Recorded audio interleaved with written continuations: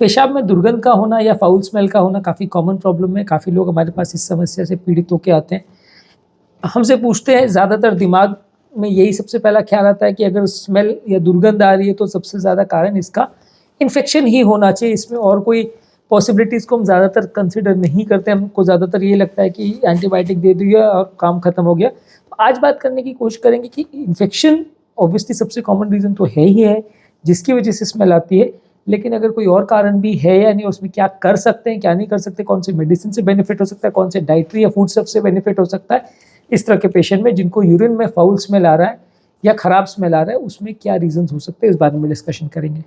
सबसे पहले बात करेंगे इसके कारणों के बारे में। अगर किसी को पेशाब में इन्फेक्शन है, चाहे वो यूरिनरी ट्रैक्ट में इन्फेक्शन हो, ब्लैडर में इन्फेक्शन हो, यूरेटर्स में इन्फेक्शन हो, यूरेथ्रा में इन्फेक्शन हो, किडनी में इन्फेक्शन हो, किसी भी लेवल पे अगर कीटाणु हो तो उसमें पेशेंट को खराब स्मेल आ सकती है। सबसे कॉमन कारण इसका है इशरिशिया कोलाई करके एक बैक्टीरिया होता है जो कि नॉर्मली लोगों की आंतों में होता है।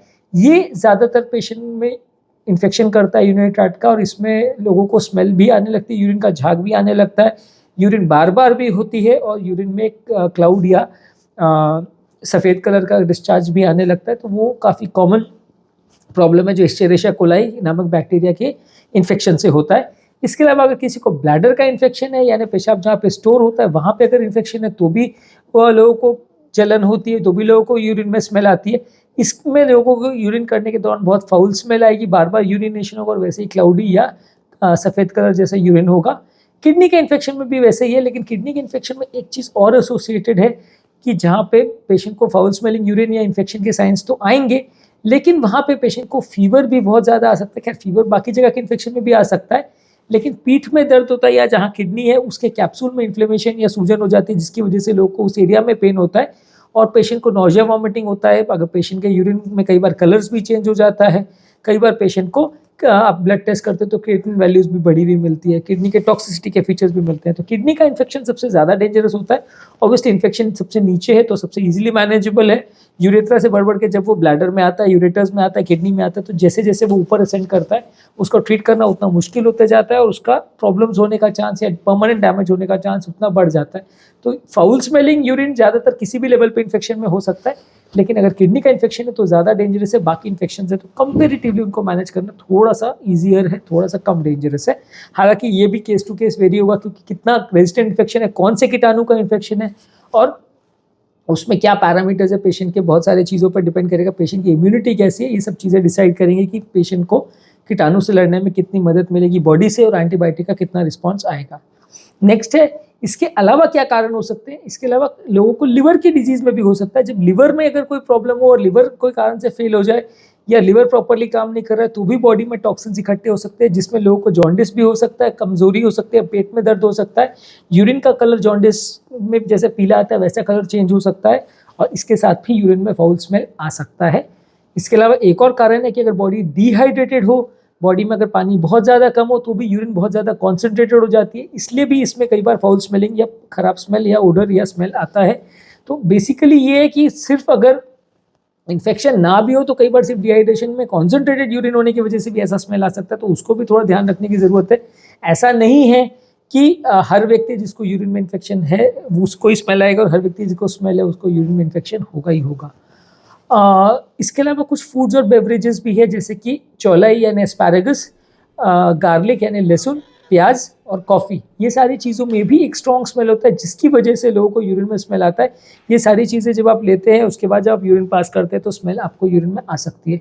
कुछ मेडिसिन भी है जैसे कि एंटीबायोटिक्स है और विटामिन बी सप्लीमेंट्स है, खासकर B1 B2 ग्रुप की जो विटामिन है वो जब आप लेते हैं तो यूरिन का कलर भी काफ़ी डार्क और येलो कलर का आता है और उसमें आपको यूरिन में स्मेल भी आ सकते हैं। तो ये नॉन इन्फेक्शियस कॉज है लिवर की डिजीज़, मेडिसिन का और डाइटरी प्रोडक्ट्स का, डिहाइड्रेशन का, जिसकी वजह से बिना इन्फेक्शन के भी आपको यूरिन में स्मेल आ सकता है।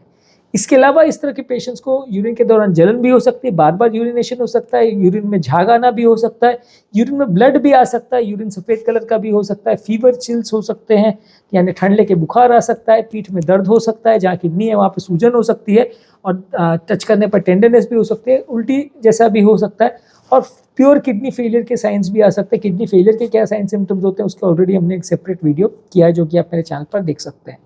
इसको डायग्नोज कैसे करते हैं? सबसे पहले तो हिस्ट्री क्या है पेशेंट की वो पूछते हैं। कोई भी चीज़ का अगर डायग्नोसिस हम करते हैं तो सबसे पहले हिस्ट्री से चालू होता है कि क्या सिम्टम्स है, कब से चालू हुआ, कितने दिन से चालू हुआ, यूरिन में कलर कब चेंज हुआ, यूरिन में जलन कब से हो रही है, ये सारा हिस्ट्री आप पूछोगे तो आपको मोर और लेस आइडिया लग जाएगा। नेक्स्ट है यूरिन की जांच करना है। यूरिन का जांच आप करोगे तो उसमें कोई कीटाणु है कि नहीं, कोई उसमें ब्लड है कि नहीं, कोई और कोई तत्व वगैरह तो नहीं है, वो आपको थोड़ा बेसिक यूरिन की जांच करेंगे तो आपको मिल जाएगा। यूरिन के कल्चर करने का मतलब है कि यूरिन को आप किसी कल्चर मीडिया में डाल के वहाँ कीटाणु को ग्रो करने के लिए 3 से 5 दिन का टाइम देते हैं। उसके बाद आप टेस्ट करते हैं कि उसमें कौन से टाइप का कीटाणु है, वो कीटाणु कौन से एंटीबायोटिक को सेंसिटिव है, वो सारी चीज़ें आप उसमें टेस्ट कर सकते हैं। इसके अलावा कुछ ब्लड टेस्ट करके भी आप देख सकते हैं किडनी का फंक्शन कैसा है, लिवर का फंक्शन कैसा है, वो आप चेक कर सकते हो। पेट का अल्ट्रासाउंड या सीटी या एमआरआई करके या यूरिनरी ट्रैक्ट में सिस्टोस्कोपी करके आप असेस कर सकते हो कि वहाँ पे कोई इन्फेक्शन तो नहीं है, कोई और इंजरी तो नहीं है, कोई इन्फ्लेमेशन वगैरह तो नहीं है, वो भी आप असेस इसमें कर सकते हैं। इसके अलावा अब बात करेंगे कौन कौन सी चीज़ों से आप यूरिनरी इन्फेक्शन को कम कर सकते हैं। सबसे आसान और इजी तरीका ये है कि अगर कोई इन्फेक्शन है तो उसको आपको ट्रीट करना पड़ेगा। इन्फेक्शन है तो एंटीबायोटिक्स आपको देना पड़ेगा। अलग अलग तरह के एंटीबायोटिक्स आते हैं, ज़्यादातर अमोक्सिसिलिन, एम्पिसिलिन, सिफेलोस्पोरिन, बाकी ग्रुप की मेडिसिन आती है, या फ्लोरोक्विनोन्स आती है जैसे कि लिवोफ्लॉक्सासिन, मॉक्सीफ्लॉक्सासिन, सिप्रोफ्लॉक्सासिन, ये कॉमन जो एंटीबायोटिक्स है जो यूरिन में एक्सक्रीट होती है। इसके अलावा नाइट्रोफुरेंटोइन है। ये सारी एंटीबायोटिक्स आप अलग अलग पेशेंट में देते हैं। ज़्यादातर इसका डिसीजन अगर यूरिन कल्चर की बात किया जाए तो ज़्यादा अच्छा है। यूरिन कल्चर बेसिकली आपको ये बताता है कि कौन से टाइप का कीटाणु है, उस कीटाणु पे कौन सा एंटीबायोटिक सेंसिटिव है, यानी वो कीटाणु में कोई एंटीबायोटिक कितना अच्छा असर कर रहा है कल्चर मीडियम पे, वो देख के हम ज़्यादा अच्छी तरह से ट्रीट कर सकते हैं। पर कई बार उसमें प्रॉब्लम क्या होती है कि आपको उसके लिए फिर वेट करना पड़ता है कि कल्चर की रिपोर्ट आती है 3 से 5 दिन के बाद। तो उसमें मतलब 3 से 5 इसलिए बोल रहा हूँ कि पहला कल्चर का अर्ली रिपोर्ट 3 दिन में आती है, उसके बाद सेकंड रिपोर्ट 5 दिन बाद आती है, फाइनल रिपोर्ट। तो 5 दिन तक इन्फेक्शन को ट्रीट ना किया जाए तो कंडीशन बिगड़ने का अंदेशा भी रहता है, पेशेंट को इन्फेक्शन फैलने का भी, बॉडी में भी सेप्सिस होने का रिस्क रहता है, तो ये सारा प्रॉब्लम्स होने का चांस बढ़ जाता है। तो कई बार अपने को बिना देखे या बिना कल्चर भेजे ही पेशेंट को कीटाणुनाशक दवाइयाँ यानी एंटीबायोटिक्स देनी पड़ती हैं। 4-5 दिन का इनका कोर्स रहता है। कोर्स को बिना कंप्लीट के बीच में मत छोड़िए। इसमें सबसे बड़ा प्रॉब्लम ये आता है कि अगर आप बीच में अगर एंटीबायोटिक के कोर्स को छोड़ देते हैं तो उसमें ये होता है कि कीटाणु और रेजिस्टेंस डेवलप कर देते हैं। कई बार क्या होता है, मान लीजिए आपने एंटीबायोटिक 2 दिन के लिए ली, 7 दिन का कोर्स था या 5 दिन का कोर्स था, आपने 2 दिन ली, 2 दिन में कुछ कीटाणु मरे लेकिन पूरी तरह कीटाणु नहीं मरे, ब्लड में उतना कॉन्सेंट्रेशन जो एंटीबायोटिक का होना चाहिए था वो डेवलप नहीं हो पाया, उससे पहले आपने दवाई बंद कर दी। तो उसमें जब सडनली मेडिसिन का कॉन्सेंट्रेशन कम हो जाता है तो कुछ बच्चे में जो कीटाणु हैं जो कि उस दवाई से रेजिस्टेंट थे, शायद लंबे समय तक एंटीबायोटिक का असर होता तो वो भी मर जाते, वो बच जाते हैं और वो ग्रो करना चालू कर देते हैं। और वो जब ग्रो करते हैं तो उनके जो बच्चे या उनके जो ऑफस्प्रिंग्स पैदा होते हैं वो बैक्टीरिया के, वो सारे ही एंटीबायोटिक को रेजिस्टेंट होते हैं। तो उसकी वजह से और ज़्यादा रेजिस्टेंट फॉर्म ऑफ एंटीबायोटिक्स से वाले कीटाणु डेवलप हो जाते हैं जो किसी भी दवा को रिस्पॉन्ड नहीं करते हैं। तो और उसके बाद फिर उनको ट्रीट करने में और 10-10 एंटीबायोटिक देनी पड़ती है, जो पहले दिया था वो असर नहीं करती है और दूसरी देनी पड़ती है। तो इसमें कई बार मुसीबत बढ़ जाती है, इस तरह के पेशेंट में कई बार जान भी चली जाती है। तो ये बहुत सिंपल सी चीज़ है लेकिन इसे मिस नहीं करनी चाहिए। आपको एंटीबायोटिक का कोर्स बीच में मिस नहीं करना चाहिए। ये एंटीबायोटिक के रेजिस्टेंस होने का बहुत इंपॉर्टेंट कारण है, जिसके बाद कई बार पेशेंट को ट्रीट करना बहुत ज़्यादा मुश्किल हो जाता है। नेक्स्ट इंपॉर्टेंट टिप है कि पानी ज़्यादा पीजिए। आप पानी ज़्यादा पिएंगे तो यूरिन ज़्यादा डाइल्यूट होगा, बॉडी में डिहाइड्रेशन नहीं होगा। डाइल्यूट यूरिन रहेगा तो उसमें एक तो टॉक्सिन्स भी कम बनेंगे, इन्फेक्शन भी कम होगा और कंपैरेटिवली जो यूरिन में स्मेल आने का चांस है वो भी कम होगा। कॉन्सेंट्रेटेड जितना यूरिन होगा उतना ज़्यादा स्मेल आएगा। यूरिन बार बार पास करिए। अगर आपको यूरिन नहीं भी लग रहा है तो भी ज़्यादा पानी पीजिए, ज़्यादा बार पास करिए यूरिन, ताकि ये जो बैक्टीरिया है वो फ्लश आउट हो जाए, कीटाणु बार बार निकल जाए, ताकि आपके कीटाणु ब्लैडर में या यूरिनरी ट्रैक्ट में ना बैठे। अगर वो वहाँ पे बैठे रहेंगे तो बार बार इन्फेक्शन करते रहेंगे। जितने ज़्यादा बार आप यूरिन पास करते रहोगे वो बॉडी के सिस्टम से बाहर निकल जाएंगे, तो उसके बाद इन्फेक्शन होने का चांस थोड़ा कम हो जाता है। उसके बाद ये कि जेनाइटल एरिया को प्रॉपरली क्लीन करिए। जब भी आप कोई पब्लिक टॉयलेट वगैरह यूज़ करते हैं तो उसके बाद या तो पब्लिक टॉयलेट पर टिश्यू पेपर रख के उस पर बैठिए, उसको यूज़ करिए, या उसके बाद जेनाइटल एरिया को सिंपल टिश्यू पेपर के साथ बहुत रफली क्लीन मत करिए, नहीं तो और इन्फेक्शन होने का चांस बढ़ जाएगा और डैमेज होने का चांस बढ़ जाएगा।